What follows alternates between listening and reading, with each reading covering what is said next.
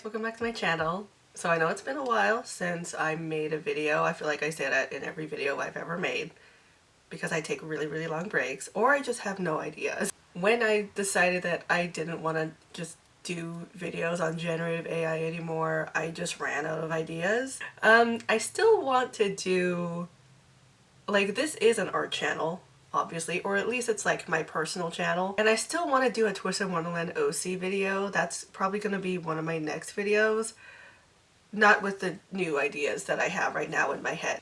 That video is going to come soon at some point. I just have new ideas now. I have an idea of a new series and I feel like it's going to be good for me. This series is going to really push me to do certain things that are inherently good for me when I tell you what it is, sort of.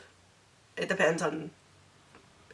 In November of last year, literally a year from, like, almost a year ago, I decided that I wanted to become a reader and I wanted to get serious about reading books. The most, like, I've done reading when it comes to, like, reading are, like, fan fiction and Atomi games. But even then, I'm, like, skimming through it, like, being super fast about it, not really paying that much attention. When it comes to books, it's, like, super different. So even still to this day, I'm not a very fast or consistent reader. I'm very slow and I take a lot of breaks. Like, sometimes I'll take week-long breaks or, like, a couple days or whatever. But I'm pretty slow and still not consistent even a year later. So far I've only read like 3 books, like finished 3 books. But I feel like with this series, I think it's gonna help me read more consistently if I'm gonna grind out these videos. I also started to annotate and write notes so that it helps with my memory. It's still not that great, but I do it anyway. Well, it depends on the book. There was a book that I read and I did not take any notes on it because I just refused, and we'll talk about it later. My new series idea is that I want to do videos summarizing books that I've read. And I think I'm going to call it Recapping with Robielie. And I wanted to start off my journey with books I've had for literally the past like 8 years. Last year I finished reading The Shining. Did not take any notes on that. I might have to reread it so that I can take more notes and possibly do a video on it. And then literally a day after that I finished The Shining, I started a new book. Actually, I think on November 4th it'll be a year since I started reading the book. This took so long to read. Literally, when the 2017 movie came out, I bought The Shining and it. The Shining is my favorite movie, so obviously I wanted to read the book. It did not take me 7 to 8 years to read The Shining. It's just I wasn't interested in reading books at the time. I just felt like I needed to. I don't know. But yeah, I started this on November 4th of last year, and it'll almost be a year since I started reading this book. I think by the time that this video comes out, it will have already been a year since I started reading this. Anyway, it's a big book, so it's a little daunting and quite the challenge, it being it just in general, and you know, it being such a big book. This book is like 1,500 pages or something, and it took almost 7 months of non-consistent reading. If I read every day, then maybe I would have finished sooner. I know it would have been better to do an art video because this is supposed to be an art channel, but I don't have any ideas for any fan art when it comes to reading these books. Any books that I've read so far, I don't have any ideas of what to create besides this. I do have a small idea of drawing a book accurate Pennywise, but it's like, am I just gonna do like a portrait of book accurate Pennywise? I mean, I don't know. That'll come at a different time. And also I have to film it on my phone, and that takes up a lot of space, whether it's on my laptop or my phone itself, and I don't have any space on either. It'll come at a different time, just not now. So like the recapping with Robielie videos, they're probably going to be like sit down videos like how I used to do with my other videos, or they're going to be makeup videos. And today I want to do a makeup video just because I just feel like it, because it kind of like gives me something to do, kind of like a Bailey Sarian style, so like it gives me something to do besides me just sitting here. Side note, I am kind of sick. I think you can tell. But if I don't get this done now, I'm probably not going to get it done anytime or whatever. So one of the reasons why I hesitated so much filming this is because I just didn't know how to structure this video. As I was writing the script, I didn't know how to format it. Like, do I want to actually follow the accurate format of the book? Because throughout the entire book, it's like jump from them as kids and them as adults, and then there's parts of like the history of Derry in the middle of that, and I feel like it would get made a little bit too confusing. But then again, if you read the book, it's probably not that confusing. But for this video, I feel like it would be a good idea to do this in separate videos because the summary is going to be like super long. So this video, this first installment of it, recapping it, it's going to be them as kids, and then the next one's going to be them as adults, and then the next one is going to be the history of Derry and like the what is it called? Every major event that's described in this book. So there's going to be 3 videos of recapping it. It was supposed to be one big video, but as I was writing the script, I realized it's gonna be really fucking long. So we're gonna have to split it up. So, oh, hi guys. So as I was editing this video, I realized that there were a lot of things in the book, in the history of the kids of the Losers Club that I missed. So I figured I would just come on here and tell you guys those updates periodically throughout the video, because these things that I missed, they're actually very, very important, and I feel like it would just be better for me to just come on here and say it and tell you guys those updates besides like just a text on screen that people have to read. Yeah, so you're gonna see this version of me periodically throughout the video. The first update, I forgot to give you guys a warning. I figured it would just be better for me to say the warning out loud. Yeah, so here we go. Warning, this video contains acts of violence towards kids, acts of abuse towards kids, sexual violence, sexual harassment, verbal harassment, descriptions of bullying, descriptions of racism, fat phobia, slight descriptions of pedophilia. I don't go into detail, but it's in there. Like, it's mentioned in there, okay? The book, like, is a warning in and of itself, but I figured I would just give you guys this warning. So if you're not comfortable with any of those things, I would suggest you not watch this video or read it in entirety. Of course, I would do this as someone's doing yard work. So George Denbrough is 6 years old, and this is in 1957. It's pouring rain, and Bill, his older brother, obviously like one of the main characters, he's sick in bed with the flu, to the point where he's bedridden, and he's making a paper boat for George.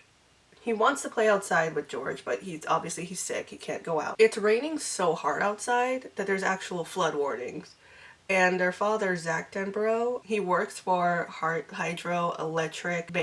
Hydroelectric, and their hydroelectric dam was supposed to keep it from flooding. It doesn't help. Bill asks George to go get the turtle wax downstairs, and he sneaks around his mother. George sneaks around his mother to go to the basement. I guess they're not allowed to go to the basement or something like that. The Denbrough mother is playing for Elise on the piano, so she doesn't really see George go down to the basement. George goes down to the basement to get the turtle wax, and there's something about the turtle wax that really draws George to it. There's just something about the turtle wax. So for some reason, I didn't write down what happened to George, but it's pretty similar to what happens in the movie and in the series. So he runs through the rain, and he tries to keep up with his toy sailboat, his paper sailboat, but he eventually ends up losing it. He tries to reach in, or he doesn't really try to reach in. I guess he tries to like see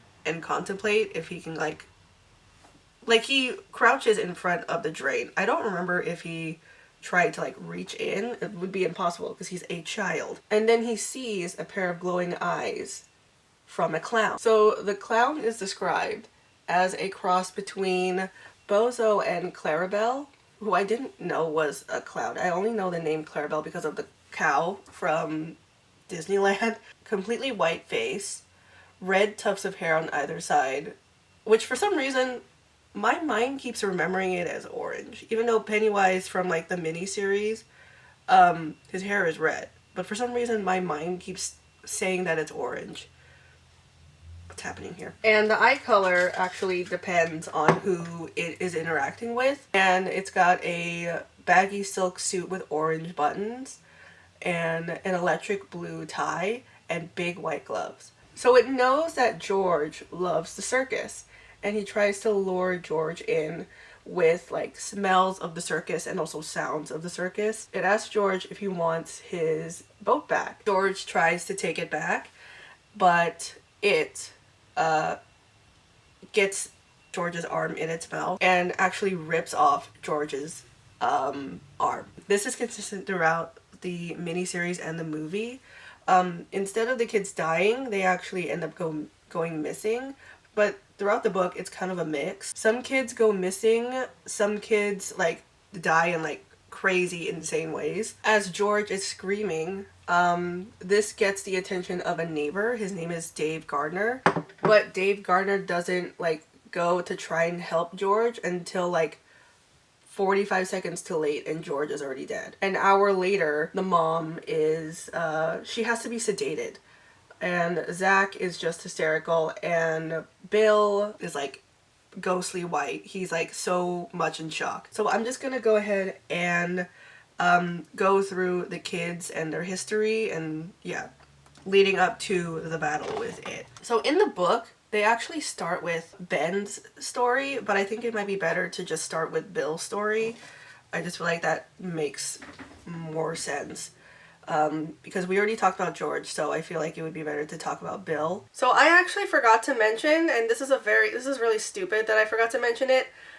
I forgot to mention a very, very important part of Bill's like entire character. Bill is known as Stuttering Bill. I think people know this at this point, but it is important that I point it out anyway. And yeah, each person in the Losers Club has a specific like thing that is about them that makes them losers in society, I guess.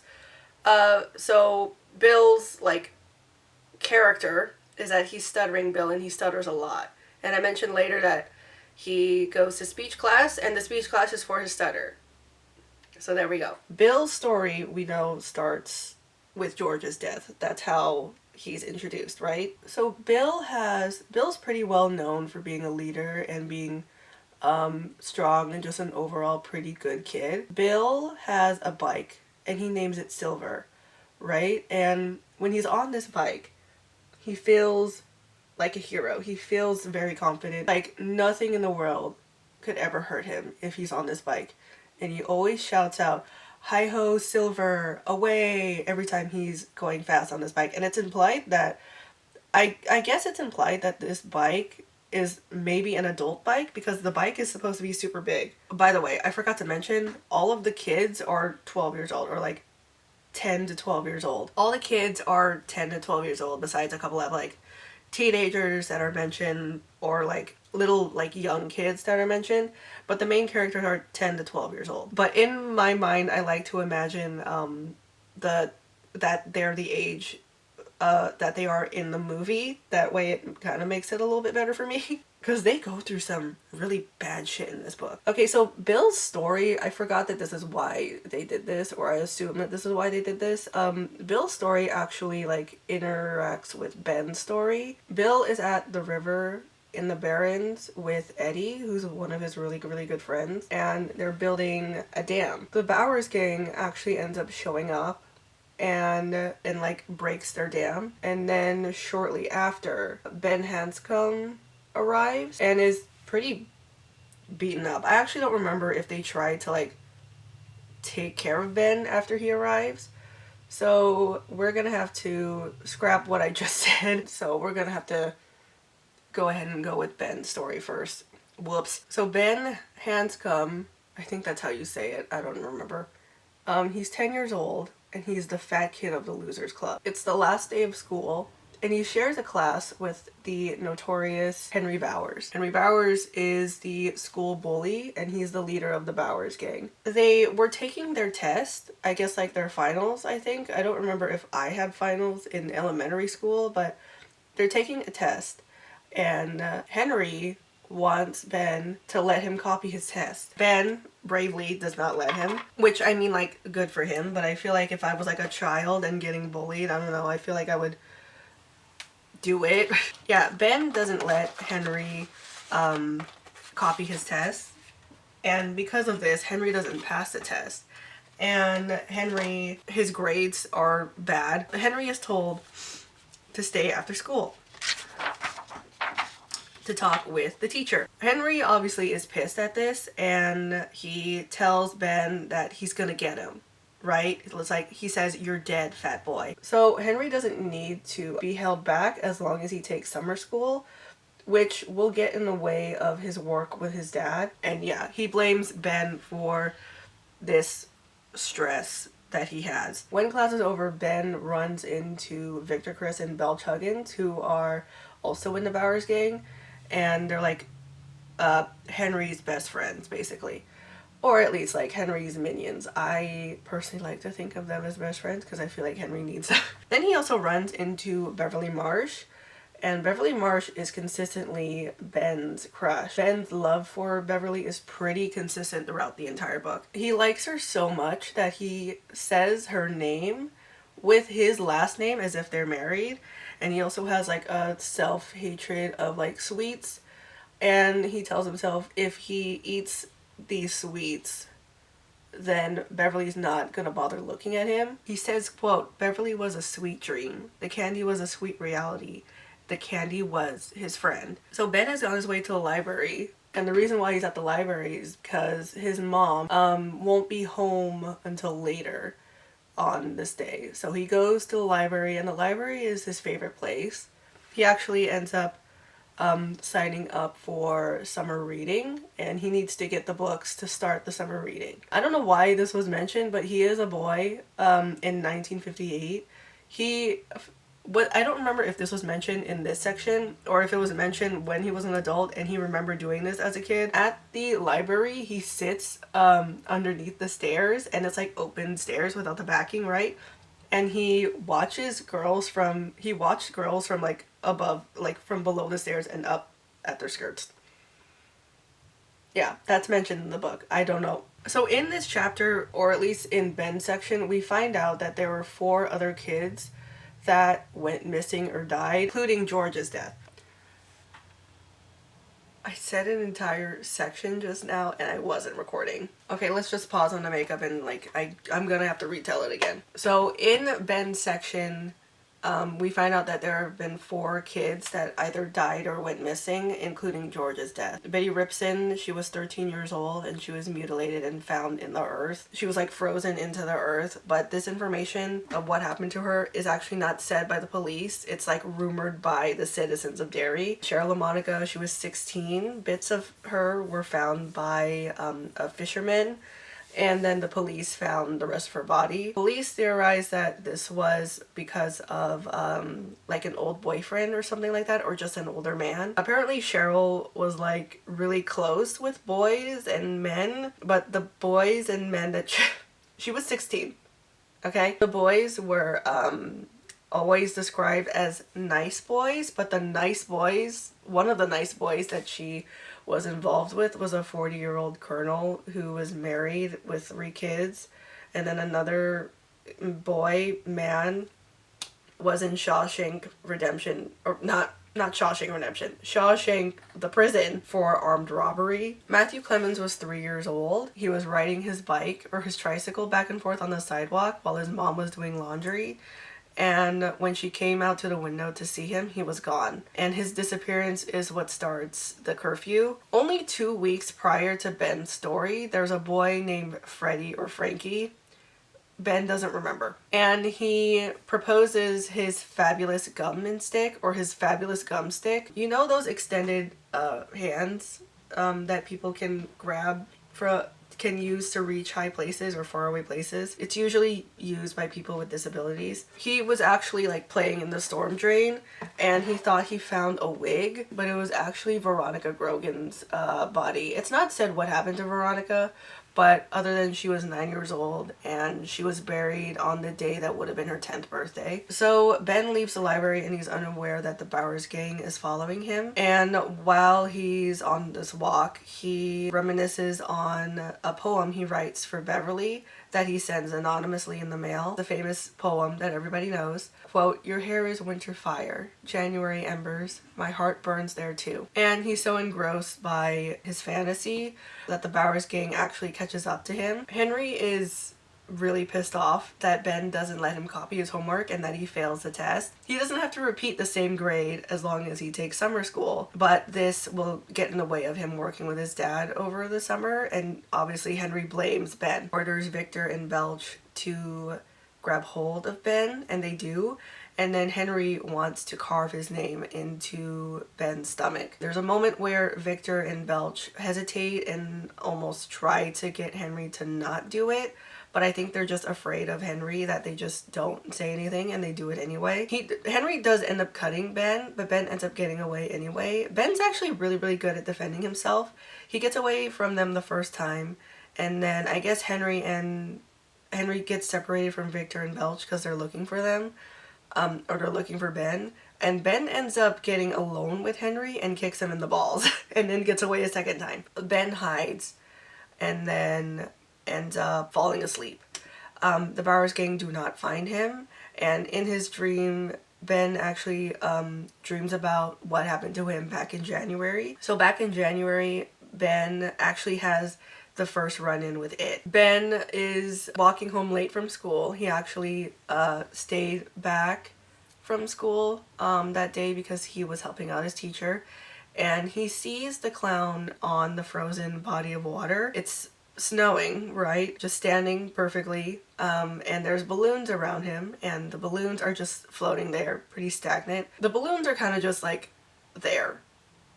You know, it changes into the form of the mummy, which is a character from Shock Theater, sorry. And then tries to go after Ben, but Ben escapes. So when he wakes up, he continues to hide, but he hears the Bowers gang and a couple of kids. They're bullying in replace of him.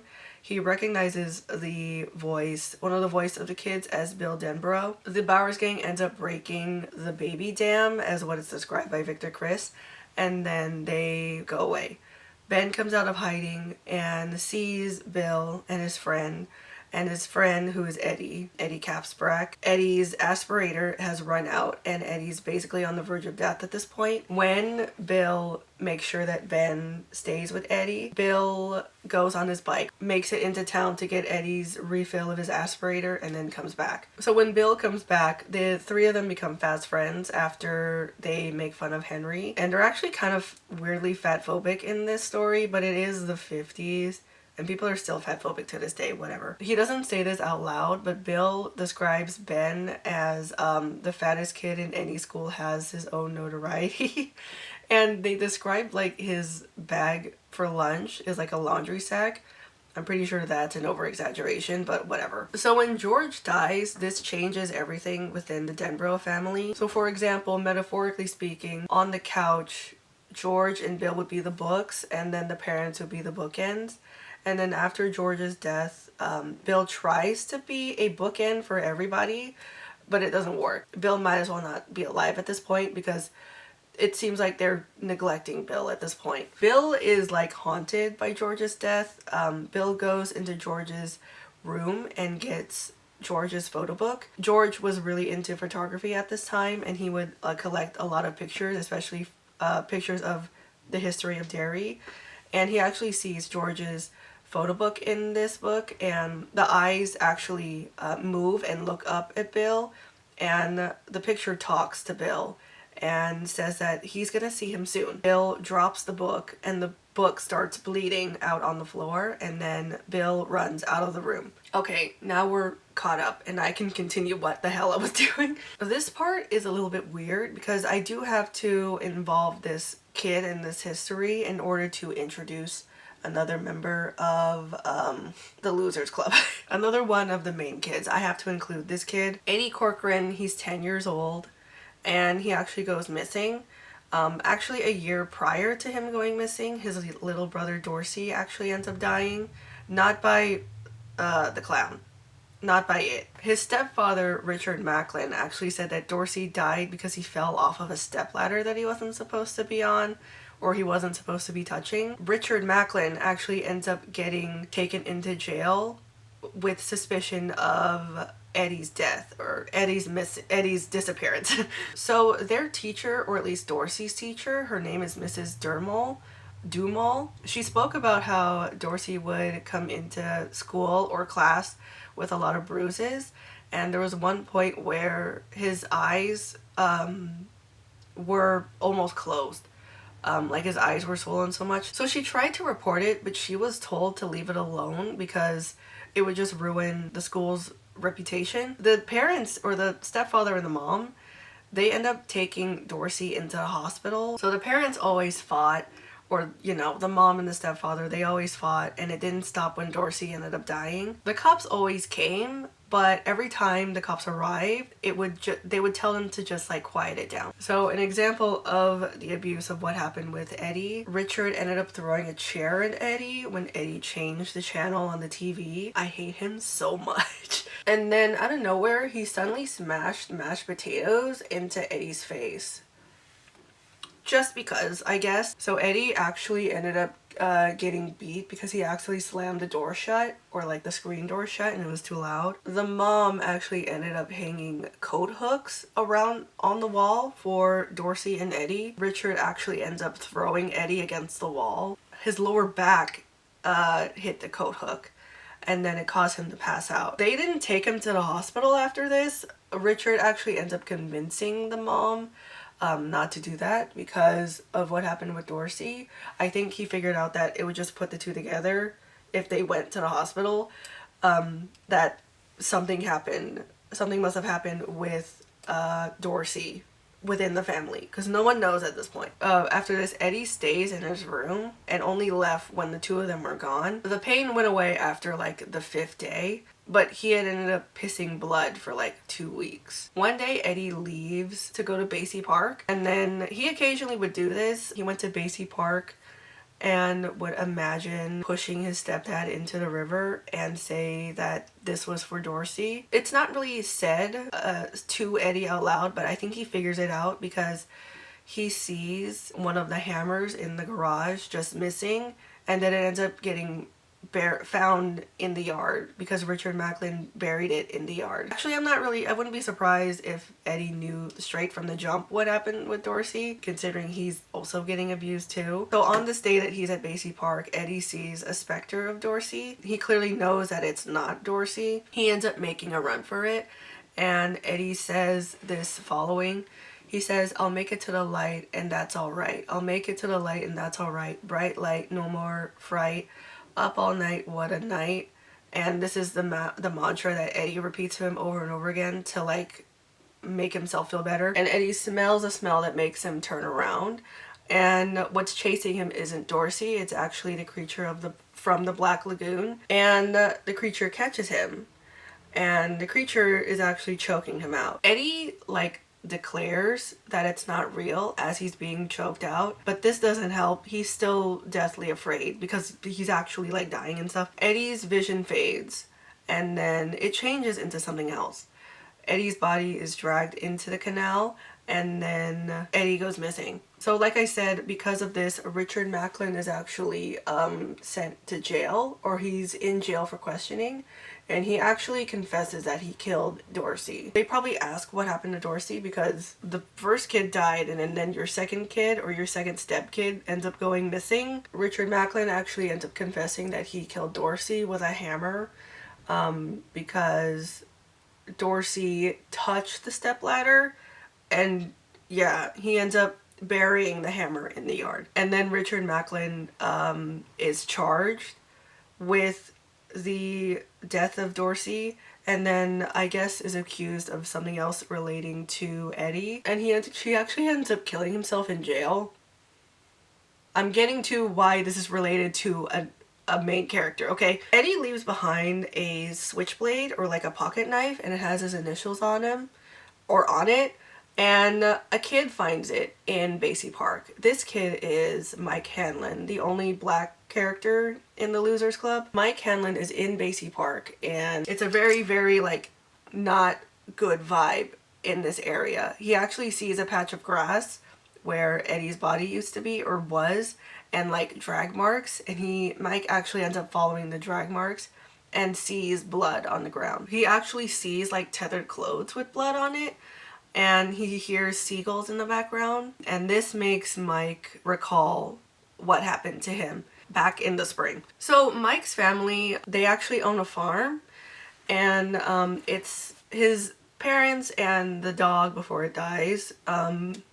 Yeah. And yeah, they own a farm, and they own a farm actually not far away from the Bowers farm, and they're competing farms, okay? We'll talk about the history between the Bowers, Butch Bowers, and the Hanlon family in another time when yeah, because it's going to be important at that time. Mike was actually a really busy kid. He was taught how to do farm work when he was 5 years old and had a lot of chores. And then one day, I don't remember, like, I don't know why he did this, but one day Mike's father, Will, actually takes him to the police station. And for some reason, the chief of police shows him the tramp chair. The tramp chair is a torture device used by the police as a form of public humiliation. So the victims would stay in the chair for 24 hours until they snapped or complied with the police. And then Mike's father lets him sit in the chair. I don't know why. Mike comes home like really late one day, and then his mom like gets like really upset and mad at him. I don't know if she like beats him or not, but like I wouldn't be surprised. It's the 50s. Because she was super worried about her kid. Derry is not really a black friendly place. Yeah, Derry's not that great of a place for black people or people of color or gay people. So one night he and his father are watching Rodan. I think it's what it's called. He's having a fun time with his dad, and his dad is saying to him, "Get that bird, Mike." So Mike is actually afraid of Rodan and this giant bird. I don't remember if this is said, I couldn't find it in this section with Mike. I think this is said, I don't remember what section of the book, but I'm gonna tell you anyway. Mike is actually afraid of birds because of an incident with a big bird coming into the room when he was a baby and attacking him. So I think that's where that fear comes from. So the day after, it's a day with no chores. He goes out and explores, and, you know, his dad tells him to bring him something back. And he actually goes to the remnants of the Kitchener Ironworks. The Kitchener Ironworks, which is a factory that exploded. He explores the ground of the Kitchener Ironworks and comes up to what is called a cellar hole. I tried looking up what this was, but literally you look up cellar hole and it's just in reference to the book. So I imagine it's a giant hole in the ground that's like a cellar. The ground shifts and runs out from beneath Mike, and this causes Mike to just fall over, and he starts sliding down the hole, or towards the hole, not down the hole. He hears the sound of bird wings flapping, right? He scrambles to his feet and then runs back. And then he looks over his shoulder and sees a giant bird. This bird does not look like Rodan, but Mike, in his mind, tells himself that it is Rodan. He sensed the spirit of Rodan, right? Mike runs away, but he ends up getting trapped into a fallen smokestack. He fights back with broken pieces of tile, and Mike actually gets the bird in its eye, and he eventually gets away. He does not tell anyone what he saw. He just goes back home and tells his dad why he's so dirty, and he says that he fell. He vows never to go back to the Kitchener Ironworks. I keep saying Ironworks. And anyway, he just goes back and vows never to go back to the Kitchener Ironworks. Okay, so going back to Basie Park, at the canal, right? He starts hearing sounds around him, and then out of fear, Mike throws the knife into the water, and then he makes a run for it. And then shortly after, like, when Eddie goes missing, he does not get reported missing until over 24 hours later. So when he gets reported missing, Eddie's in the newspaper, and the headline says, "Missing boy prompts new fears." And then he remembers the pocket knife that Mike found before he gets rid of it, that he saw the initials EC on it. So he puts two and two together that it must be Eddie's. Then he also thinks of like the grooves in the ground that looks like a body got dragged. Next is Eddie Caps Brack, the weaker asthmatic kid. He's the much smaller kid of the entire Losers Club. So Eddie and Bill seem to be like really, really close. Eddie claims to really love Bill. Bill was the only one that never made fun of him. Eddie once said, quote, "When you ran with Big Bill, you got your chucks every day." So back to the river with Ben and Eddie. Bill ends up coming back with the medicine, and then Eddie is all better when he takes his medicine. So they decide to plan on building a dam. Apparently they came up with the idea that they could flood the dam if they wanted to. I think I quoted that wrong, but they said that they could flood the area if they wanted to. Eddie helps with a lot of the building, and it's notable that Eddie doesn't actually use his aspirator the entire time. So when they take their lunch, Richie Tozier and Stan Uris, oh my god, I can't believe I forgot his name. Anyway, Richie Tozier and Stan Uris actually end up meeting up with them. Stan Uris is actually, he's a grade lower than them because he started late and because he was sick all the time. So he's in a different grade than everybody else. Richie is the comedian of the group, and Stan is the youngest, and he's also Jewish. Jerry's also not great when it comes to Jewish people either. Wow, what a shock. So at some point, Bill actually ends up opening up and telling them what happened to him with George's book. This causes Eddie to reminisce on his own interaction with something kind of weird. So sometimes on Saturdays, Eddie would like to go to the train yards if he had no one to play with. He would often like to sit on the grass across the church school and pretend that he was reading, and he liked to listen to the music, which is kind of sweet. Eddie also then picked up packages from the train yard, and one time he picked up lobster for him and his mom. His mom had this idea that if she consumed like rich fancy things, that she would also be the same, but Eddie was just not interested. I don't know why that part is important, but it's in there. So there's unfortunately no more Southern South Coast train after the company quote unquote went broke, and after he finds this out, he goes down Neibolt Street and goes by 29 Neibolt Street and encounters a hobo / leper who actually sexually harasses him. This part's kind of wild because the leper, that sounds really bad, but that's how it's described in the book. The leper like continues to sexually harass and verbally sexually harass Eddie as Eddie tries to get away. Literally, it just says the word blowjob. Like it just says that over and over again.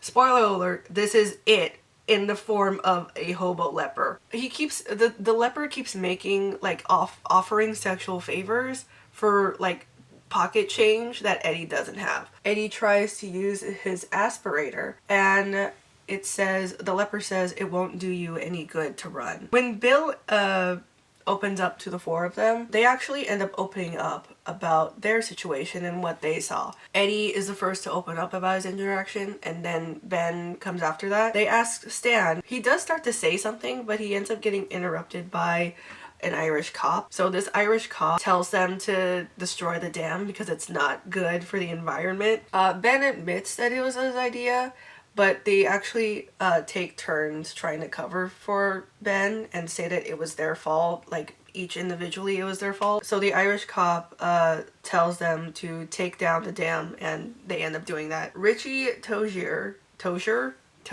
he is the comedian of the group. He's not very funny to me. He's more of the comedic relief of the group. I can confidently say that Richie is pretty racist. He does a lot of voices, and one of his voices is a very like caricature-esque black voice. Especially he does this with Mike. It's the 50s, so Richie is also well known for not being able to keep his mouth shut when it comes to like inappropriate times. Whenever they need Richie to shut the hell up, they always go beep beep Richie, and he ends up doing it. He ends up shutting the hell up. So when it's just Bill and Richie walking home, Richie plugs the idea that they should go into George's room together, and then Bill takes him into George's room without the mom knowing, and then he shows them the book. He shows Richie the book. The pages actually turn on their own, and it stops on a picture. They see two boys that look just like them. They also see a clown that has George's face. Bill reaches in when this clown tries to go after the two boys, and then Richie tries to pull his hand out, and Bill's hand actually ends up getting cut and injured. Yeah, Richie ends up saving him because he could have like gotten pulled into the picture and probably could have died. Bill picks up the book again, but the two boys are gone and the clown is gone and the picture doesn't move anymore. And then they see something that looks like the top of a balloon behind the bridge of the canal, and then they conclude that there is in fact a monster in Derry and it's killing kids. Richie invites Beverly and Ben to the movies, and I think it's implied that Richie also loves Beverly. He doesn't point this out loud, but he does take notice of how Ben behaves around Beverly. There are many points where Beverly is said to be very beautiful by Richie in his mind. And yeah, I think there was a moment where Richie actually does say that he may love Beverly, but I think it's he loves Beverly platonically. I think that's what that's supposed to be. But I wouldn't be surprised if Richie also loved Beverly romantically, you know? So after the movies, they actually end up running into the Bowers gang. They get pretty beat up in the alleyway, but they end up getting away, and they see Bill, I believe, back in the Barrens. They see Bill with another boy named Bradley Donovan, a boy who is in the same speech class as Bill. And then 5 days after the movie, Bill offers the idea to Richie to go see the house on Neibolt Street. Bill brings his dad's gun, and then Richie brings sneezing powder. I don't know. They actually make it into the house, or like make it into like the cellar of the house. And they end up seeing a werewolf. This is actually the werewolf from Teenage Werewolf from the movie that Richie saw with Beverly and Ben. The teenage werewolf is actually wearing a Derry High School jacket, and it's got Richie's name on the breast of the jacket. So I imagine it's like a Letterman jacket, like a sports jacket that the football players wear. When they get away from the werewolf, Richie actually ends up getting knocked out. When he comes to, he ends up breaking down and cries, and then Bill ends up crying with him. So Richie actually does have a solo incident with it. This actually isn't said until later on when they're adults. One day during gym class, Richie actually ends up calling Henry Banana Heels after Henry slips during gym class. This gets Richie in trouble, obviously, with, you know, the notorious school bully. After school, Richie actually ends up running away from the Bowers gang, and he loses them because he ends up faking them out in the middle of Freese's, which is a department store. He actually like pretends to escape through the toy section and escape through the emergency exit, but he actually hides in, like, he opens the door and then runs back in, and then the Bowers gang runs out, and then he loses them. He goes to City Center and sees a marquee for a rock show, and Richie actually is a big fan of rock and roll. He would like to go to a concert, but he knows that his parents, like, especially his mom, would not let him go to a rock show. Richie believes that he's dreaming as he sees the statue of Paul Bunyan, the fictional character Paul Bunyan.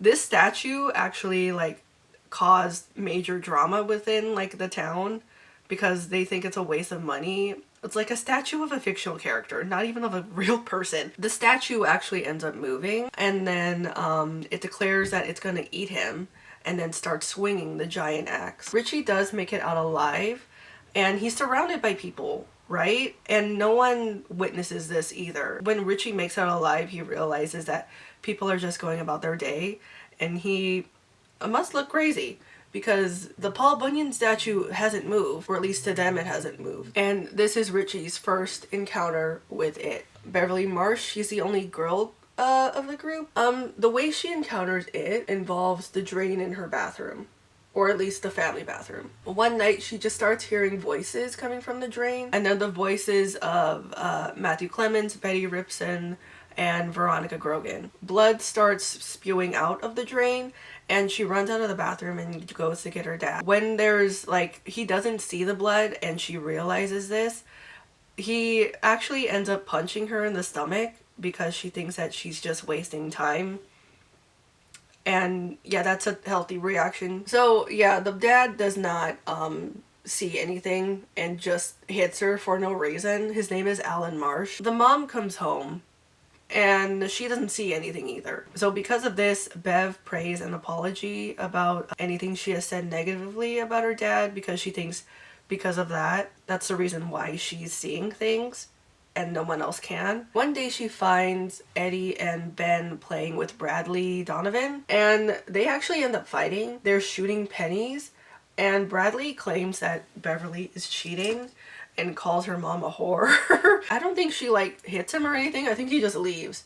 And Beverly goes, she's not a whore, she's a waitress. So the three of them go to Basie Park. The two boys, Eddie and Ben, they share their ice cream floats with Beverly. I wish I got this attention from boys when I was younger. She's being treated really well by these two boys. Stan appears later on, and then Beverly ends up telling them about what happened in the bathroom. So the three boys end up helping her clean up the bathroom. They go to the laundromat to clean up the rags, and as they're waiting for the rags to get clean, Ben mentions the mummy, and then Eddie mentions the leper, and then the photograph that is mentioned by Bill, but you know. Stan is asked if he sees something, and after he hesitates, he actually ends up telling the story of what happened. Before we get to that, we'll finish off Bev's story. Bev goes home after the wash rags are done, and she puts the rags away.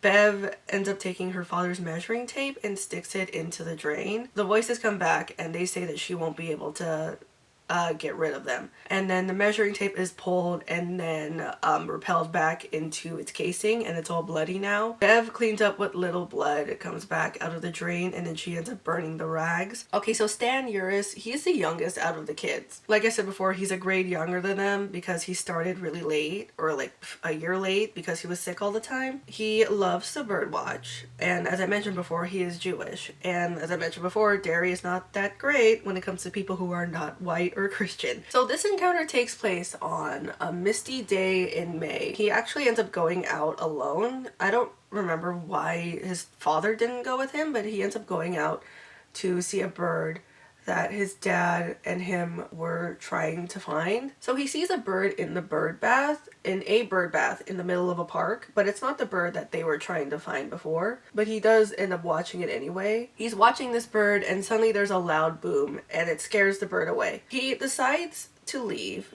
because it's getting late. He sees the standpipe. The standpipe, is water storage for the fire department. I didn't even know that they did that. I don't know if they continue to do that. There is a real standpipe in Maine where this story is taking place, and it is inspired. The standpipe in the book is inspired by the real life standpipe in Maine. So there's actually a history of the standpipe. A group of kids actually drowned in the standpipe because it's a storage of water. And yeah, a group of kids actually drowned, and this is what ends up closing the standpipe. He goes to the door and sees that the padlock has been broken off and it's now on the ground and it looks like it got blown off. So he goes inside and it's like he's in trance, right?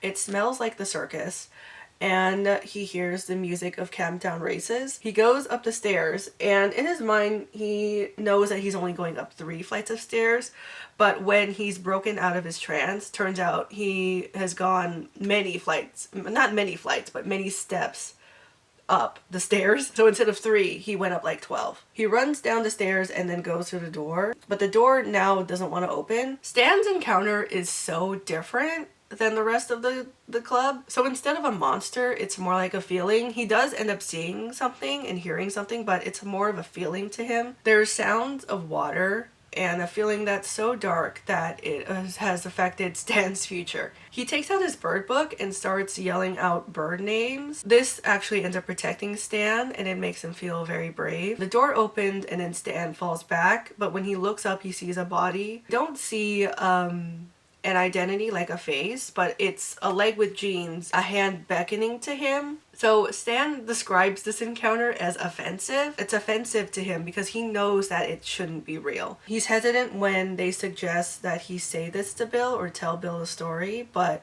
he ends up agreeing to it anyway. Okay, so that's the entire Losers Club, right? Henry Bowers and the Bowers gang and the formation of the Losers Club. So Henry Bowers is a bully and the leader of the Bowers gang, like I said. There are the more notable members like Victor Criss, Belch Huggins, and the infamous Patrick Hockstetter, even though he's only like he's not really in the gang for that long. But he is a very important member. And then there are minor members like Moose Sadler, Peter Gordon, Marcia Fadden, who is Peter Gordon's girlfriend, so she's there by association. Guard Jägermeyer, he's not very present other than when he breaks Richie's glasses at some point. And then, yeah, they're not very important. Those minor characters, they're not very important. But they are mentioned at some point in the story. Henry's father, his name is Oscar Butch Bowers. They own a farm, and it rivals the Hanlon farm. Butch, I would argue that this is where Henry gets his racism and his insanity from the influence of his father. Obviously, because Henry's a 12-year-old boy, and he only has his dad to look up to. So, yeah, Butch Bowers has filled Henry's head with a lot of racist, bigoted nonsense. Because again, Henry's 12 years old, and he's very influential, okay? Or very influenced by his dad. I have a lot of feelings when it comes to Henry as a character and just the Bowers gang in general, but we won't get that deep into it. Yeah, Butch is very well known for being insane. He's actually a war veteran who I think has PTSD. He would force Henry's friends to help with Henry's chores if they wanted to come over. And one time he hit Victor in the back with stove wood because Victor accidentally dropped a box of tomatoes. Personally, for me, I would not be friends with Henry after that. Henry's mom actually ended up leaving them because she almost got beat to death. Butch would often sleep with or sit on the back porch with a samurai sword in his lap, and this samurai sword was actually stolen from one of the Japanese soldiers from the war. He stole it off of a dead Japanese soldier. Yeah, and it said that you wouldn't want to be near Butch if that happened. And then Butch would often tell Henry how much he hated the Hanlons and always blame the Hanlons for their failures as a farm, aka racism, okay? And then Henry always listened because Henry's a 12-year-old boy who only had his dad to look up to. You know what I mean? No other parental figure other than the racist dad. Okay? To get his father's affection, the only affection that's like present in the book between Henry and Butch is that Henry killed Mike's dog, Mr. Chips, by feeding the dog expired meat. So when Henry tells his dad what happened and what he did, the only reward that he gets is a smack on the back and a beer. And I think he's 10 when this happens. So one day the Bowers gang stalks Mike, and it's fair to note that Mike actually doesn't go to school with the Losers Club. He actually goes to the Niebel Church School. Yeah, that's probably why none of the kids actually know Mike before what happens. Victor Criss starts to worry about Henry and fears that Henry may take things too far with Mike. Like, Victor doesn't want to actually, like, physically... He doesn't want to kill these kids or do too much harm on them. I feel like Victor seems to care a lot about Henry, or the most about Henry. That's just my personal headcanon. Because, you know... who cares? Whatever. Maybe I'll make an entire video on why I care so much about Henry and the Bowers gang. Not, you know, defending what he did. I get so sad. So Mike actually ends up noticing them, and he's temporarily caught. Henry rubs coal in Mike's face and continually says the N-word. I don't know why Henry did this, but he tells Mike that he killed his dog. I don't know why he would tell him that, but he did. And then, in honor of his dog, Mike defends himself, and he manages to get away. They run into the Losers Club, who were previously discussing how to beat it, and what the history could be, and then the apocalyptic rock war begins. Peter Gordon is the first one to run away. And then Victor is actually the second person to run away, even though he's the one that does the most damage. Henry hits Bev with a much larger rock, and then because of this, Ben charges at him in her defense. Ben almost gets hit with a firework. There's a moment where it's just Vic and Bill fighting. Victor notices a look in Bill's eyes that really scares him, but they keep fighting anyway. Bill gets Victor in the face and tells him to leave or else he'll smash his head open. And then Victor leaves, and then Moose leaves, and then Belch pauses to help Henry. Henry declares that he'll kill them all because he lost the apocalyptic rock fight, and this embarrasses Henry, and he pretty much holds on to this loss in the future. Belch warns them that they shouldn't have messed with Henry, which, you know, I said just now that it's a warning, but I think Belch is also afraid that Henry's gonna do something really bad. So the Bowers gang leaves the Barrens, and then Mike is invited to shoot fireworks at them, and then the Losers Club is officially formed. So Mike is now in the Losers Club, and then Mike finds them one day in the Barrens again. And then Ben has an idea to build a clubhouse and have it be built underground. He claims that it's going to be much safer than if it was a treehouse and above ground, you know? This way it's more anonymous, I guess. They let Mike into the club as long as he can keep their secrets. They have an idea and they might know what is killing the kids in Derry. They tell Mike about their run-ins with it. Mike actually does end up telling them what happened with his run-in with the clown as the clown. He ends up telling them about seeing it as the clown on the 4th of July parade after the war. And Eddie actually remembers seeing Mike in the parade playing the trombone. As he's playing in the parade, he sees the clown interacting with kids. After he passes the clown, he actually ends up seeing the same clown later down the street, and he realizes that this clown knows that he notices it. So afterwards, Ben, Richie, and Bill go to the public library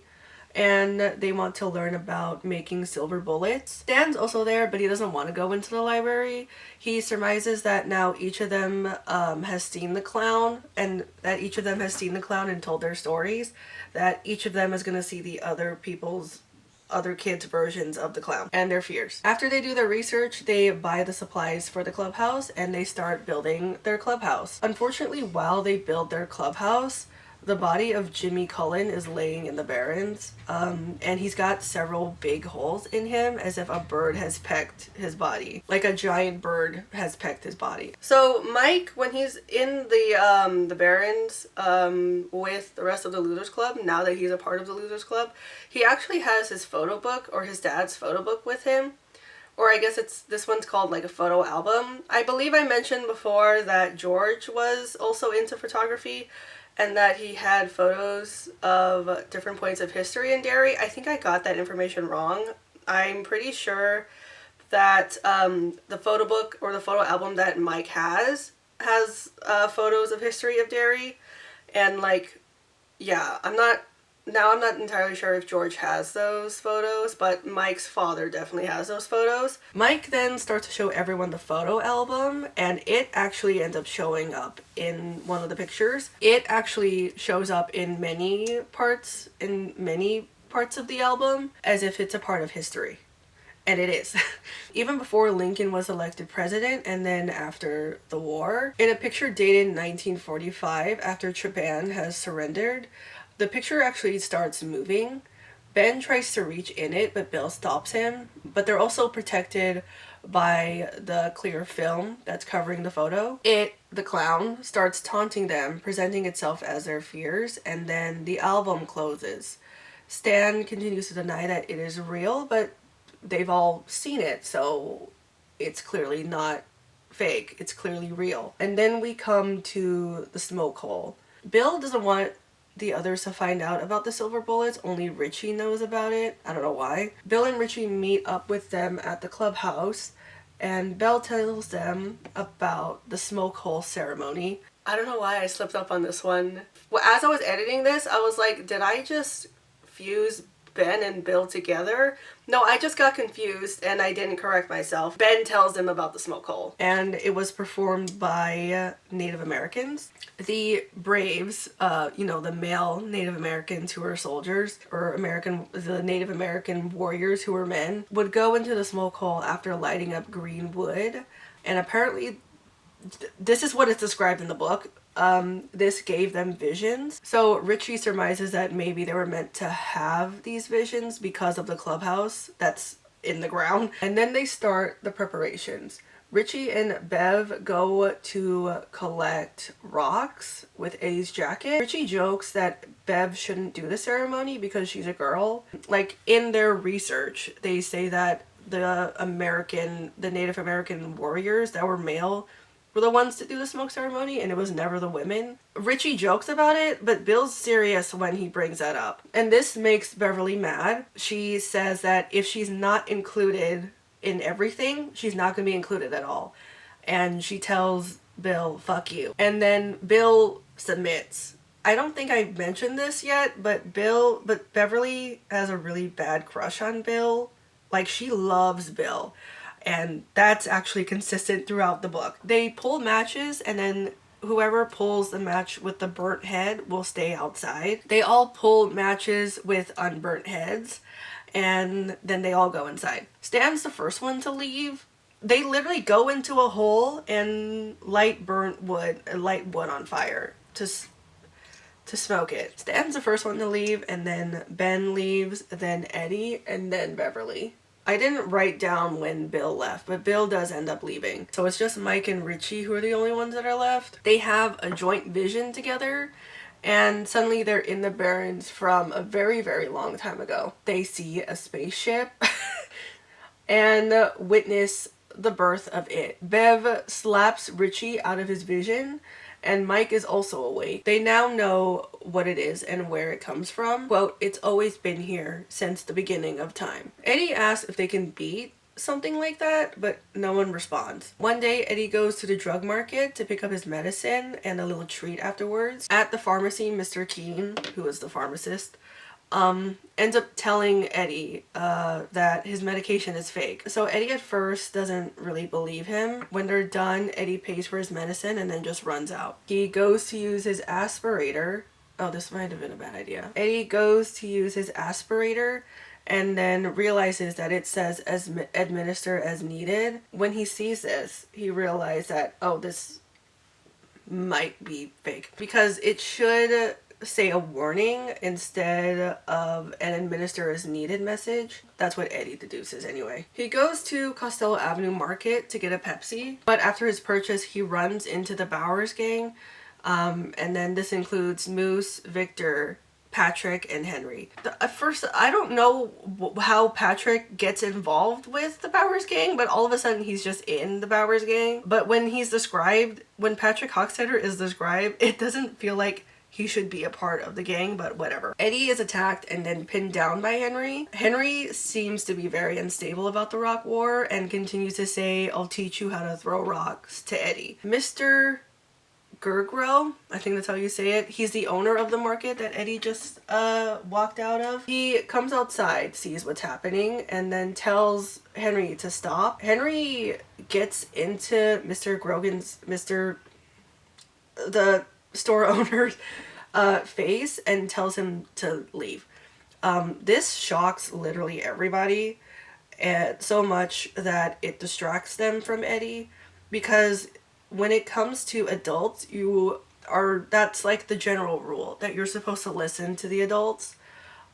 So Henry doing this, kind of shocks them. So much that Eddie actually ends up getting away. He takes advantage of this distraction and gets away from everybody. But he he literally crashes into a kid on a trike, and then the Bowers gang catches up to him. Henry's back on top of Eddie, and then he has Eddie's right wrist. Either Eddie's wrist is super sweaty or Henry's hand is really sweaty. Eddie's wrist slips out of Henry's hand, and then Henry just grabs it again and then yanks it super hard, and then this ends up breaking Eddie's hand. Or not his hand, his arm, I guess this part of his arm.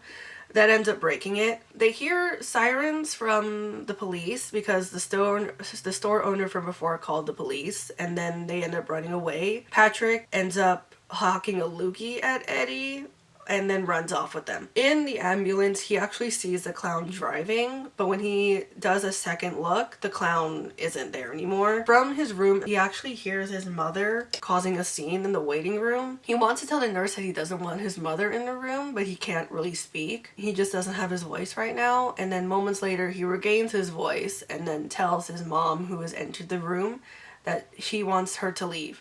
She causes a scene. The mom causes a scene when the doctor touches his arm and it's kind of painful. I believe Eddie may have like astral projected out of his body, and as he's asleep, he actually ends up seeing his mom turning out the Losers Club in the waiting room and blames them for getting Eddie's arm broken, even though they're not. It was the Bowers gang. When he wakes up and his mom is in the room, he ends up telling his mom, "You sent my friends away." And this actually ends up scaring the mom. It's like she's afraid of Eddie now. She can tell that he's very serious. So he tells her of what Mr. Keene has told him earlier. He says that Mr. Keene says his medicine is fake. He ends up saying that maybe Mr. Keene was joking and says he'll continue to end up using it. He'll continue using it anyway. So it's described that Eddie's mom is the way that she is because she's very afraid of losing Eddie, especially considering Eddie's father has passed away since he was 5 years old. It's not said what happened to Eddie's dad,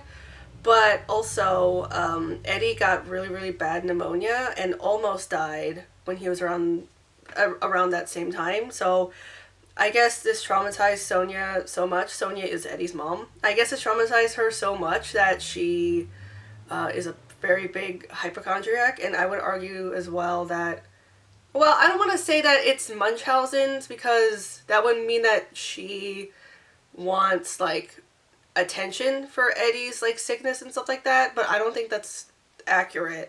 I think she's just super hypochondriac and is just deathly afraid that Eddie's gonna like die, and she really wants to protect Eddie. But I think we can all agree that it's affecting Eddie a lot and she's way too overprotective of him. That same day, his friends end up coming back. They tell him that they made silver balls instead of silver bullets, and Bev is the best at shooting, and they determine that she will make the final blow that kills it. They end up signing Eddie's cast, and this is like a contract that will bind them together for the upcoming fight. This next part, it sucks. So Patrick Hockstetter, like I said before, he is an important part of the story because it does have to do it. Patrick's character as a whole does in fact end up affecting Henry. Yeah, Patrick has a whole chapter dedicated to himself. Patrick is a pretty quiet kid. He's described as pudgy as Moonface. Pretty different than the movie. So Patrick believed that he was the only living creature on Earth and everyone was not real. This is apparently a very real disorder that a lot of people have. So Patrick had no sense of hurting or being hurt. Mrs. Douglas, his teacher, actually discovered that it was best to keep Patrick away from girls in class. Someone I follow on TikTok said it was implied that he would also touch little boys too. I mean, I wouldn't be surprised. But from what I've read, they only mention him touching girls. Patrick would also keep dead flies in his pencil pouch and show them to kids. He would also watch flies in the fly trap and watch them slowly die. I feel like some of you might be like, so what? It's just flies. But like, this is really important. Just watching them die, that's kind of crazy. Patrick ended up killing his younger brother, Avery. He feared that because his parents brought him from the hospital, they brought Avery from the hospital. And, you know, Patrick to himself is real. And because they did the same with Avery, Avery must be real as well. And if Avery got big enough, they might decide to get rid of Patrick. One day after school, Patrick just smothers Avery in his sleep. I think I'm gonna get in trouble with this video. Yeah, he smothers Avery in his sleep. And his mother was still sleeping when this happens. And doesn't find Avery until later when she wakes up. So she didn't find him until like 5 o'clock. She's screaming and she's holding Avery into the open door, probably thinking that the cold air is going to revive Avery somehow. Meanwhile, Patrick was watching TV the entire time. Patrick's father was really, really close to finding out the truth. He goes into Avery's room and notices snow prints on the ground. They had actually melted off of Patrick's shoes because it was snowing that day, but he just doesn't do anything about it. I think he just doesn't want to lose another kid. The doctors found Patrick's behavior very strange. He's just watching television and moving on with his life, but they determined that it's just him being in shock. They instruct Patrick to take pills. Avery's death is ruled as crib death. So one day, Bev goes to the Barrens in search of the boys to practice. It says that she has her skates with her, but that's it. Instead, she sees Victor Criss, Belch Huggins, Patrick Hochstetter, and Henry Bowers at the junkyard. And they have a lighter with them, and they have their pants down. They actually are lighting their farts on fire. And a couple of them actually end up doing it. I didn't think that you were able to do that, but then some of them end up doing it anyway. Like, they successfully do it. She hides in one of the cars, and she actually either finds us funny or is actually very terrified. So the reason why the gang was in the dump and is able to do this is because Butch Bowers' girlfriend, Raina Davenport, makes beans a lot. She makes so much that Henry does give it to his two pigs.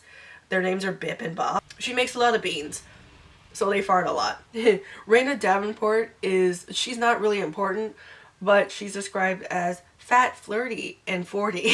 Guys, I've been filming for so long, it's insane. So at some point, Victor and Belch actually leave the dump because Victor has an errand to do with his dad, and then Belch, did I say Butch? I meant Belch has a job. Yeah, so the two end up leaving them, and it's just Henry and Patrick alone. I think you know where I'm going with this. And then Patrick tells Henry, let me show you something. Their pants are down also at this point, but doesn't ask. He just says, let me show you something. And then he starts playing with Henry's thing. While Bev watches this, like, she watches it from the car, she thinks to herself that Bill has one of those things. Now's not the time. Patrick asks Henry if he could put it in his mouth. And then this is when Henry reacts and then pushes him off. When Patrick initially does this, Henry doesn't do anything. It's not that he lets him do it. This is what I believe, that Henry just froze and didn't know what to do. I don't even think that Henry even knew what this was at this point. Apparently a lot of people, there's a lot of people apparently that believe that this act was consensual. I'll let you determine that. So Henry pushes him away and then threatens Patrick that if he tells anybody that this happened, he'll tell people about Patrick's refrigerator. Patrick claims that Henry liked it, but Henry just says over and over again that he did not like it. And then Henry leaves. That's the last time that Henry sees Patrick ever again. So Patrick silently decides that if Henry threatens to tell people about the refrigerator, that he will tell people that he broke Henry's arm. Oh no, that he broke Eddie's arm. Sorry. Because I guess people don't know that. I guess Eddie never told people. So Henry leaves and it's just Patrick. Patrick's pants are still down at this point, but he's entranced by the lighter that Henry leaves behind. And Bev makes a run for it and manages to hide in a bush. She sees Patrick again by the bush where she's at. He stops in front of a refrigerator and then sways back and forth and hums. So the refrigerator has a strong hold on Patrick. He started drawing pictures of it and sometimes dreamt of it at night. Patrick would take his neighbor's lost cats and dogs, possibly also strays, and put them in the refrigerator before they slowly died. I forgot to mention a part of this. Patrick would also draw like nonsense and like scribbles and stuff and claim that they were real things. And with the refrigerator, he would draw the refrigerator as well. I think this is the only time that people knew what Patrick was drawing, just the refrigerator. So yeah, one time a dog tried to get away because it didn't die as quickly. Patrick's last victim was a pigeon that got hit by a car and couldn't fly anymore. And this pigeon was the last one that was in the refrigerator. Today when he came back, the bird was nothing but a skeleton. And then there was flesh-colored macaroni shell-looking objects hanging off of the walls under the freezer component and hanging from the wire shelves. One actually flew at him and attached itself onto his arm. Patrick wasn't afraid of many things, but one thing he was afraid of was leeches after a bad run-in with leeches as a child. These globs were actually turning into flying leeches, and then they flew out of the refrigerator and attacked him. He tries his best to fight them off, but one of them latches onto his right eye, or one of his eyes, and then like sucks out his eye. He actually doesn't feel much pain. It just feels like he's getting drained of his life. He says to himself, it isn't real, it's just a bad dream.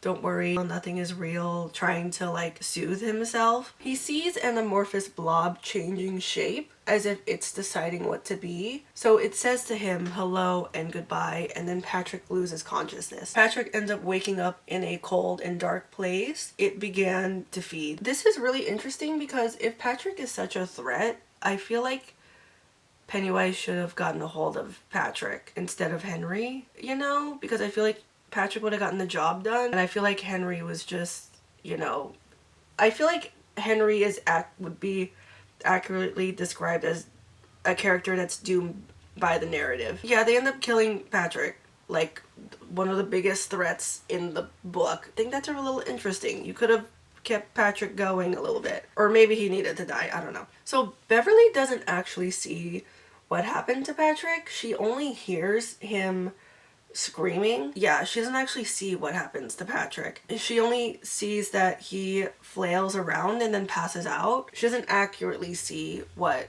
has happened, or she doesn't see that it has come to get Patrick. She does hear a voice, and she mistakenly hears her father. Bev sees blood and then thinks it could be fake blood, but she knows that it's real blood. She is now attacked by some of the leeches that didn't make it into the refrigerator that is now closed. And she ends up getting attacked by the leeches, and one latches onto her arm, and she's now injured by this leech. She tries to run off. As she runs, she sees Patrick's lost shoe and his wallet. Bev actually does make it out. She gets the rest of the Losers Club. This interaction actually takes place as Eddie's in the hospital. Bill has helped Beverly patch up the hole in her arm, and they use a clothesline to open up the refrigerator at a safe distance. The leeches are gone, but there's a message on the inside, and it says, "Stop now before I kill you. A word to the wise from your friend Pennywise." And then it starts to hail and rain. This gets Bill emotional, declares that Pennywise will be the one that will be killed. He will kill Pennywise for the death of his brother, and he asks the Losers Club for help, and then they silently agree. So one day, they have their silver slugs, and then to make these silver slugs, or these silver balls, Ben actually uses a silver dollar that's given to him by his father. Beverly says she might get in trouble with her dad when they all argue that she's the best shooter, and then because of this, Ben actually fantasizes about him defending Beverly from her dad. July 25th, 1958, the first time that the Losers Club face off with it. They go to 29 Needville Street and they all use Eddie's aspirator. They use this as a sign of unity and strength between them, and they all go under the porch. Bill and Bev go through the cellar window first, and then Ben goes afterwards. And then this is like humiliating for Ben because he ends up getting stuck and then his pants fall down. They get into the house and then Ben almost shoots at a rat, but Bill stops him. They understand that it's got to be a trick by it to get rid of the bullets, you know? I said Ben in here, but I think it's Bev, because Bev is the shooter. They all get into the house, and the house starts moving and stretching. This actually is an illusion to make the house bigger and to separate them. And then Stan actually panics, but Bill claims it isn't real, but Stan argues that it is. Bill reminds Stan of his birds and how it helped him at the standpipe, and then this ends up calming Stan down. After finding a moose blower that was possibly played by it, Mike deduces that it's probably also pretty scared of the gang or the club. Jesus Christ. They come across a bathroom, and where the toilet should be is an open pipe. They hear machinery pumping like it's in the Barrens, and then Bill deduces that this is where it comes from. And it comes out from the pipe in the form of a werewolf. It's got Derry High School Killing Team written on the high school jacket with Pennywise on the back with the number 13 at the center of it. Sounds like a really, really cool jacket. I kind of want one. Bev shoots but misses the first shot. Ben somehow tries to protect Bev, and then he ends up getting like cut open. Like where Henry's like initial cut was that scarred him, Pennywise actually ends up doing another cut like right below Ben, and Ben almost gets like his guts taken out basically. Before that, like Ben got a hold of the fur and gets it in its eye, and then this is how like Ben gets hurt. Beverly actually misses the second shot, and then she's out of bullets, okay? And then they actually do encourage Bev to take another shot, even knowing that there's no bullets. But she takes the shot, and then this imaginary shot ends up hitting Pennywise anyway. Pennywise leaves through the drain and then declares that it'll kill them all. And then that's it for now. Bev borrows Bill's shirt because her shirt is now torn. And then the way that they look at each other really hurts Ben. But Ben claims, like to himself, that Bill will never love Bev like Ben does. Ben later concludes that they need power to defeat it and why the imaginary slugs work. Quote, the power of the silver, the power of the slugs, where does that come from? Where does any power come from?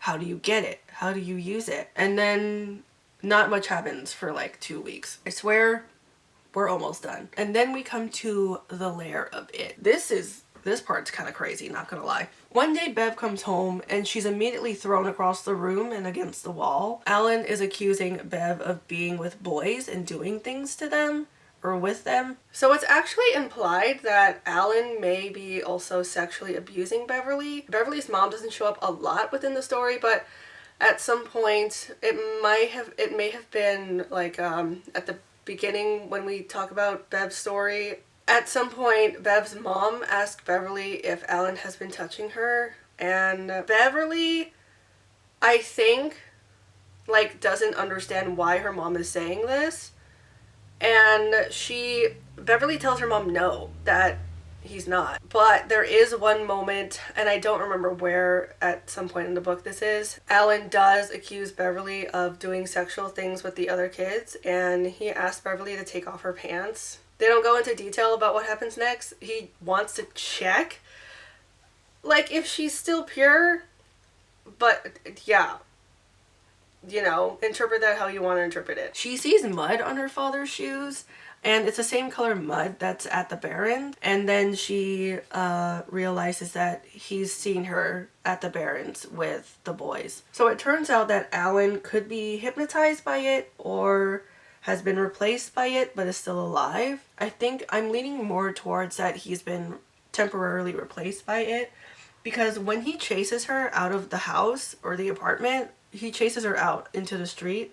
There's a little boy that Beverly once helped teach how to tie his shoes. He sees Alan chasing Beverly and is so afraid of what he saw that he has nightmares for 3 weeks. And in his nightmares, he sees Alan as a spider changing in his clothes. Yeah, so he might, I don't know, that might just be what the kid has seen, but I think he's just been temporarily switched out by it. So as Beverly would pass by people, they would just kind of ignore her and not help her at all as this crazy man is chasing her. But they don't really like see that he's chasing her, and like it's either that or they see it and then they figure they can't do anything about it, or the whole town is being like hypnotized and entranced. She runs by 2 men on their lunch break and they actually just laugh at her, and then she hides under a dumpster but her father finds her there, and then she hides again, and then she loses her father. So Henry's mental health has been declining pretty much the entire time and actually got worse after the interaction with Patrick, and then completely diminish this very morning when the moon speaks to him. It orders him to get Belch and Victor and meet at Kansas Street and Costello Avenue at noon, and this is where they see Beverly. So the same morning before meeting with Victor and Belch, he ends up finding his knife that he lost when he has the interaction with Ben at the beginning. He ends up finding his knife in the mailbox. It's actually presented to him. The mailbox was decorated with balloons. Each of these balloons had different faces of the kids, like the Losers Club. And as he's approaching the mailbox, they end up popping one by one as if they're dying. The knife was labeled from Bob Gray, and he actually uses this knife to kill his father. He actually sat with his dead father as it tells Henry about the day's plan. So Henry and Victor and Belch have been waiting for Beverly, and it's said that Victor and Belch seem like they're also hypnotized by it as well, but just slightly less than Henry. They see Beverly come out of the bush that she was hiding in, and then Henry catches her by the hair. An old lady tries to stop them from her car, but Henry runs at the car with Beverly in his hand, like with Beverly's hair in his hand, and then attacks the car with his knife. Beverly kicks Henry in the balls and manages to get away. Victor tries to tell Henry that they won't be able to catch Beverly when he's like this, but Henry is determined to keep going because he knows exactly where Beverly is going. Beverly makes it to the Barrens and gets into the clubhouse with Ben inside. Ben asks what happened and Bev tells him, and she says that Henry has gone completely crazy. They shut the door and hide in darkness and also silence. So the Bowers gang arrives at the Barrens and where the clubhouse is, but they don't find the clubhouse right away. Victor and Henry check the river while Belch stays behind in case she comes back. And coincidentally, he actually ends up sitting on top of the clubhouse door. So after a while, Henry calls for Belch, and after he lets out a fart, Belch gets up and leaves. Ben actually doesn't seem to believe Beverly right away when she says that Henry has gone crazy, which is interesting because Henry impacts Ben so much. I'm surprised that he wouldn't think that Henry has gone crazy. Like, that's very interesting to me. But when she tells him that he defies the orders of an older lady, like an adult, he then agrees, oh, he's gone crazy because he's defying an adult, much less going after an adult. But Ben theorizes that Henry must be controlled by it, and so would be Belch and Victor. And then outside Costello Avenue, Eddie actually meets Stan and Richie. After a discussion about religion, Bill and Mike meet up with them, and then moments later, Ben and Bev actually catch up with them. And then I forgot to write this down, but Victor, Belch, and Henry continue to watch where Belch was, and they see Beverly and Ben come out of the ground. They don't get them right away, they just watch them and wait for them. Bev doesn't tell them what happened between her and her father. She feels ashamed about it, but she tells them about what happened with the Bowers gang. And then Bill makes the decision to go to the Bowers, to the Barrens. He's tired of being scared and getting bullied. Everyone agrees, but Eddie hesitates. But Bill says he'll protect Eddie if he stays close. It starts to rain as they go into the Barrens, but the weather report for that day declared that it wasn't going to rain. It was actually supposed to be hot and hazy. The morning was very strange and odd for all of them. Bev's father went so far as to try to kill her. Bill's mother seemed to ignore Bill and Mike as they made their lunch. Stan's mother wasn't home, and she usually was home. Like, he also found it odd that Richie was there too. Eddie's mother didn't give him his usual spiel about being safe and stuff like that. It was like he didn't exist at all. At the Barrens, rocks are suddenly thrown at them, and they hear Henry shout, "Teach you how to throw rocks." Like, this has really, like, impacted Henry a lot. After remembering the sounds he heard at 29 Neibolt Street, Bill realizes that they have to go to the pumping station. Mike actually finds a piece of scrap wood and hits Henry in the head with it. Like, he throws it and it hits Henry square in the head. So it starts raining and storming as Ben actually leads them to where they need to go. Following his footsteps on the first encounter between him and the Bowers gang, he actually leads them to a cave where he was initially hiding and used a fallen down tree that was struck by lightning to protect themselves against the Bowers gang, and they end up throwing rocks at the Bowers gang again. The gang retreats, but they know, like, the Losers Club knows that the Bowers gang is just going around them. So Ben leads them in, and they see the entrance to the pumping station. that had been broken down. They see a cylinder that they have to go into, and it's going to lead them into the sewers. Bill carries Eddie on his back as they climb down the cylinder, and then Richie is the last one to go in. Victor sees them and calls notice to Henry. Victor leads the run, but Henry runs past Victor and actually pushes Victor down to get him out of the way. So there's actually a moment that's described in the book that isn't actually a full scene. Bill from the future from 1985 actually mentions this, but there's no scene. I mentioned before Victor may be worried about Henry, and I mentioned that Victor cares about Henry the most. That's just my headcanon. But at some point, Victor actually goes up to the Losers Club and asks if he can join them. And then when he's turned away, he warns them about Henry. I'm kind of annoyed that this isn't an entire scene. I feel like it would have been a good idea to keep that in. Like, they must have edited it out, because I feel like it would have spoken a lot to Henry's declining mental health and what's left of it, but they didn't include it. It was just a mention by older Bill. Richie ends up making it down and flips Henry off, and then Henry starts to go down but stops 3 rungs down and climbs up again. Club starts to throw like insults at him after that. And then Henry throws a soccer ball size rock down, and then he starts climbing down again. When he's close enough, Richie jumps up and then bites Henry's ankles. More rocks from above, assuming from Victor and Belch, get thrown again. They go into the flow pipe that's against like the wall. They go into that pipe. They end up going further into the pipe to get away from what's going on.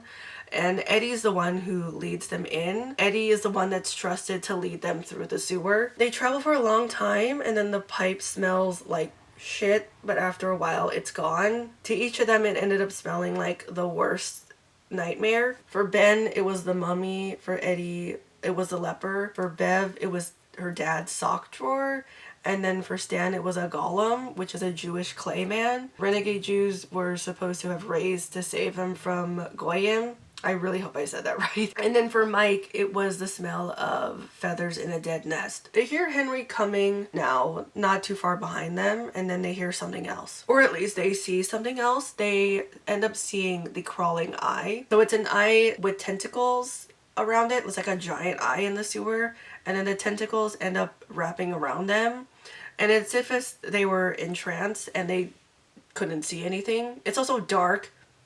And they have matches, but the matches run out. They couldn't even see at this point. And then Bill reaches out in the dark and his hand was in the eye.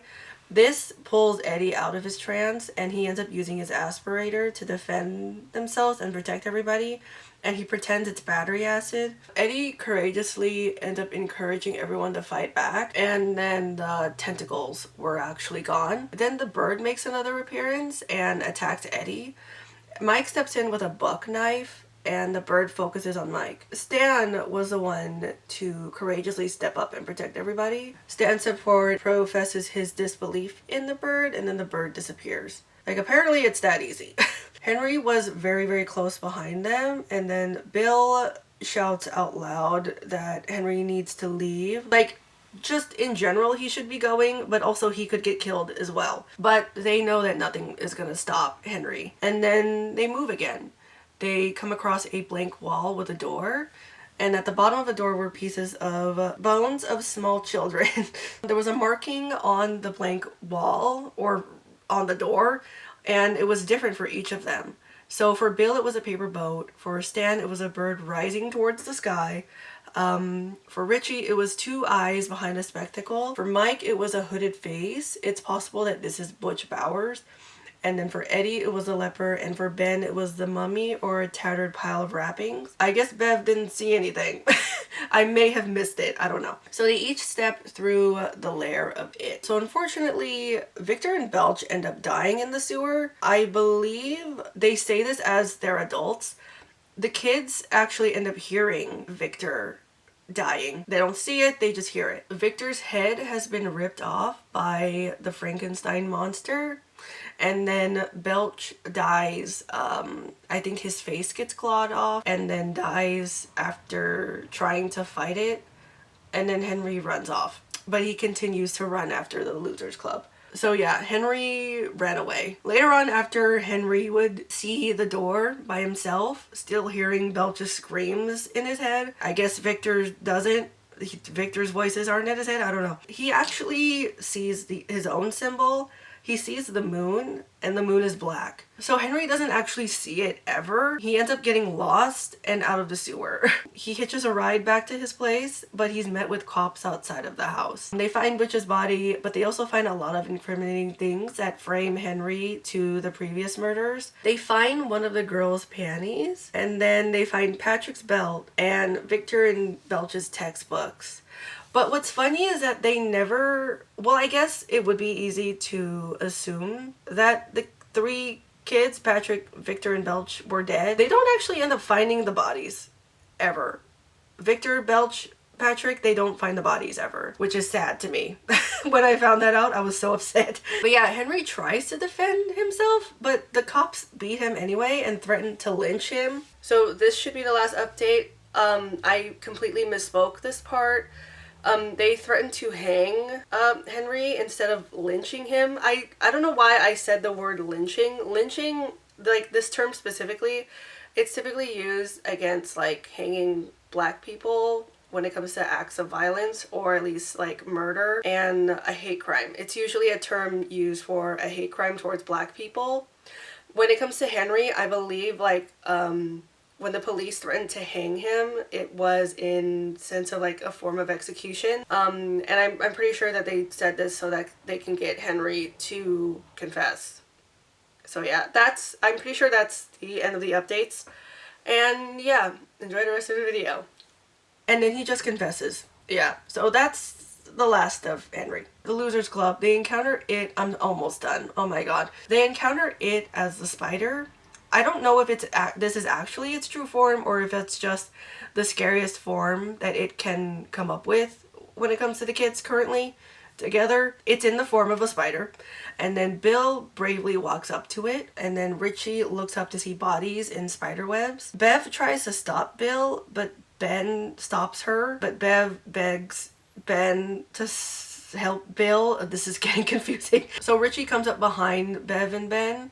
He's grinning super madly, and then he is ready to get her. I'm assuming the spider. So Bill finds himself in the void, also known as the macroverse. It's vast nothingness, with the eternal.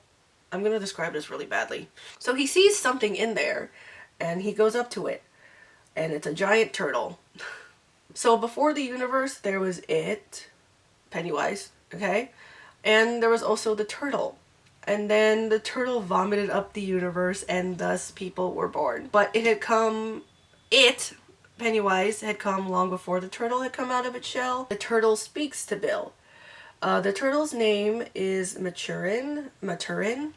This name is not actually said in the book, but the turtle is actually one of the main protagonists in the Dark Tower series. Didn't know that. I thought it was just in it, but here we are. I think the turtle is a man. He says he made the universe, but not to blame the turtle for it because he had a bellyache. I don't know. The turtle actually doesn't directly help Bill. He says that Bill must thrust your fist against the post and still insists you see the ghost. This is a quote that Bill often recites. It's a quote from his speech class. So Bill realizes that it must be scared of all of them, and there is only Chud. There is only the ritual of Chud. The turtle says this in his mind. So Bill musters up the courage and then metaphorically bites down in his mind. So previously when they were discussing how to defeat it, this was like while Mike was running away from the Bowers gang, right? Bill brings up the ritual of Chud, okay?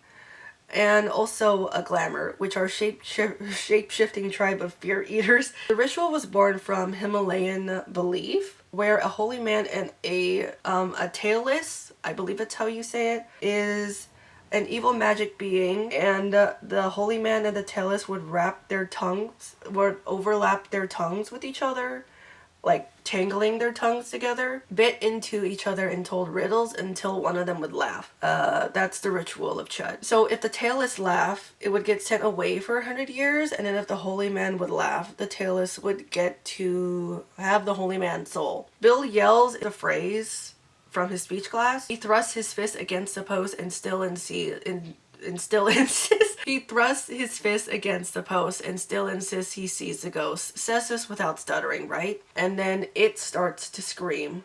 This interaction actually ends up hurting it.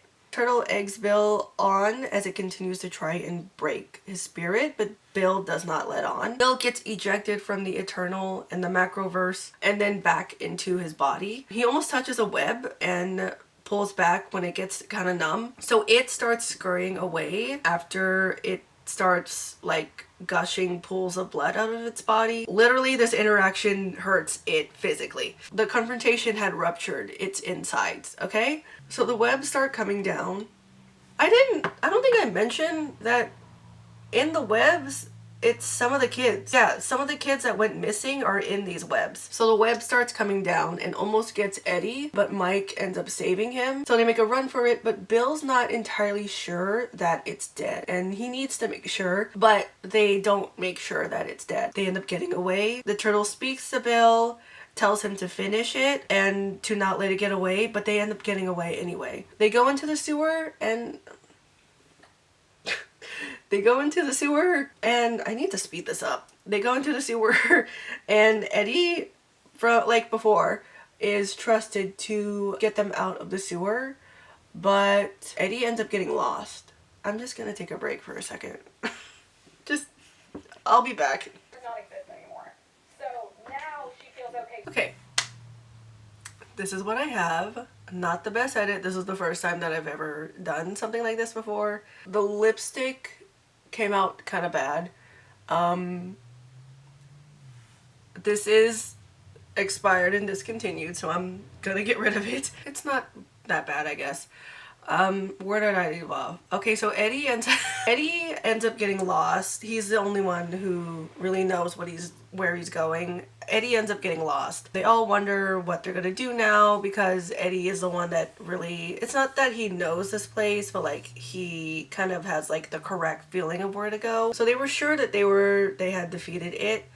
For now, because remember, they're not 100% sure that it is dead. So they were pretty confident that they had defeated it, but now there's like a very distant feeling between them. And then Bev has an idea that brings them together, kind of similar to them signing the contract or, you know, Eddie's cast, using Eddie's aspirator. She starts to undress.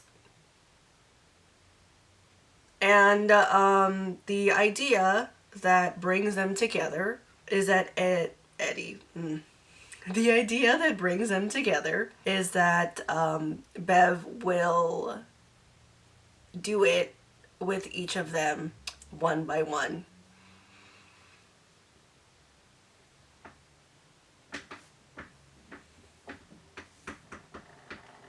So it does end up working. All of a sudden when this is done, Eddie suddenly remembers where they're going. And then they make it out of the sewer. Literally, out of everything, this is seen as a positive. You could see this as like metaphorically speaking, it brings them together, but it actually does legitimately happen in the book. It's not described in so much detail, so that brings a little weight off of its shoulders, off of my shoulders anyway. But the fact that it does happen in the book anyway is so bad. We really could have had a different scene, a different reason for them to gain their confidence back, you know? But we didn't. So there's that. You know, I don't have much to say. This is in it. So the storm is over, and yes, I am glazing over that part. I don't know what else to say. Other than we didn't really need that part of the book, let's face it. We could have done something else. The storm is over and it's very quiet. Stan breaks a Coke bottle, like a glass Coke bottle, and then cuts both hands, and then he proceeds to cut everyone's hands, right? And then they all join hands and their blood mixes with each other, and Bill makes them swear that if it isn't dead, they will all come back. And that is the end of the Losers Club in 1958. So that is it for this video. This was a very, very long video. I think I've been filming since like 9 a.m.